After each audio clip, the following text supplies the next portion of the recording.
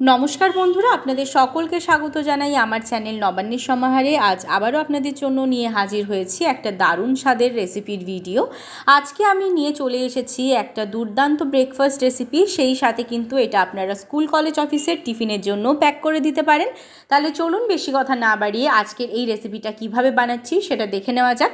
আর রেসিপিতে যাওয়ার আগে আপনাদের সকলকে অনুরোধ করব ভিডিওটা স্কিপ না করে পুরোটা দেখবেন। তাহলে চলুন রেসিপিটা শুরু করা যাক। রেসিপিটা বানানোর জন্য এখানে দেখুন একটা বড় সাইজের পাত্র নিয়ে নিয়েছি। এবার এর মধ্যে দিয়ে দিচ্ছি হাফ বাটি সুজি। এবার এখানে আমি দেখুন দিয়ে দিচ্ছি হাফ বাটি জল দিয়ে এটাকে আমি 10 মিনিটের জন্য সুজিটাকে কিন্তু একটু ভিজে দিচ্ছি, যাতে সুজিটা ভালোভাবে ফুলে ওঠে। 10 মিনিট পর আমি আপনাদের সামনে আবার ফিরে আসছি। ফিরে এলাম। এখানে আমি 10 মিনিট পর দেখুন সুজিটা কিন্তু অনেকটা ফুলে উঠেছে। আমি একটু দেখিয়ে দিলাম আপনাদের। এবার এখানে আমি দিয়ে দিচ্ছি হাফ বাটি আটা। এবার এর সাথে কিন্তু খুব ভালোভাবে আমি মিশিয়ে নিচ্ছি। দেখুন এখানে কিন্তু মাখা হয়ে গেছে। এবার এর মধ্যে কিছু উপকরণ আমি মেশাবো।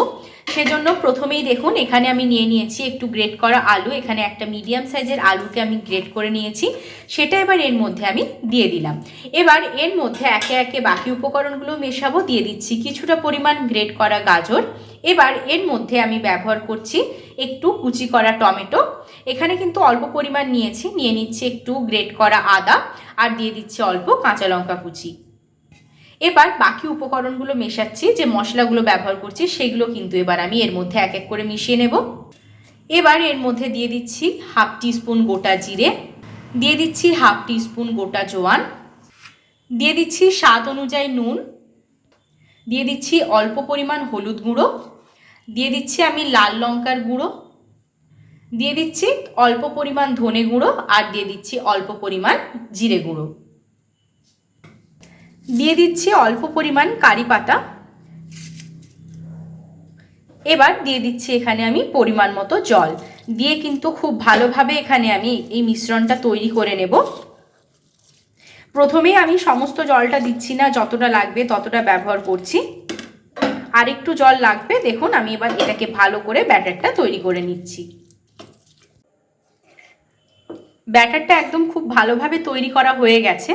এবার অপর দিকে আমি গ্যাস জ্বালিয়ে একটা তাওয়া বসিয়ে দিয়েছি। আপনারা চাইলে কিন্তু এটা ননস্টিক কড়াই কিংবা ননস্টিক ফ্রাই প্যানের মধ্যেও করতে পারেন, তবে এখানে আমি তাওয়ার মধ্যে করে নিচ্ছি। দিয়ে ভালো করে তেল দিয়ে চারিদিকে ছড়িয়ে নিলাম। এবার যে ব্যাটারটা তৈরি করেছি সে ব্যাটারটার থেকে অল্প অল্প নিয়ে কিন্তু এর মধ্যে আমি দিয়ে দেব।